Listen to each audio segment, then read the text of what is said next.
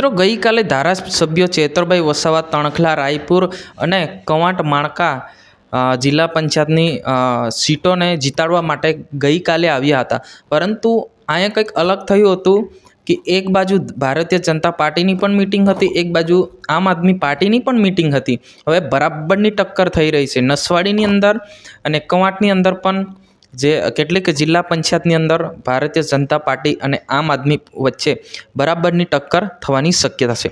નમસ્કાર મિત્રો, વિડીયોમાં તમારું સ્વાગત છે. વિડીયોને અંત સુધી જોજો. આપણી ચેનલ પર નવા તો ચેનલને સબસ્ક્રાઈબ કરીને લાઇક કરી નાખજો. મિત્રો, તમને ખબર છે અમે ગુજરાતભરની માહિતી તમારા સુધી પહોંચાડવાનું કામ અમે કરી રહ્યા છે.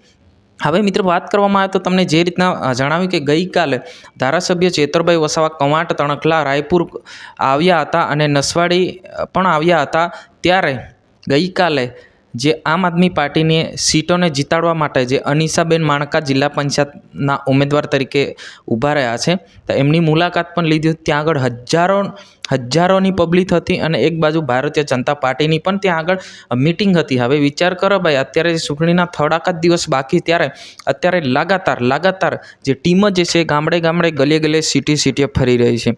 હવે આ વખત આપણે એ જોવાનું રહ્યું કે આ વખતે કોની સરકાર આવશે, કેમ કે આ જિલ્લા પંચાયત અને તાલુકા પંચાયતની સીટો કોને વધારે મળશે ગુજરાતની અંદર, એ પણ આપણે જોવાનું રહ્યું. હવે ખાસ કરીને વહેંચાઈ શકે છે કે સૌથી વધારે તો નર્મદા અને છોટાઉદેપુર આ બંને જિલ્લામાં આમ આદમી પાર્ટી બરાબરની ટક્કર થઈ રહી છે. ભારતીય જનતા પાર્ટી અને આમ આદમી પાર્ટી વચ્ચે બરાબરની ટક્કર થવાની શક્યતા છે. હવે તમારે શું કહેવું છે જરૂર કમેન્ટ કરીને બતાવજો. આ વખતે શું ખરેખર આમ આદમી પાર્ટી સીટો જીતશે?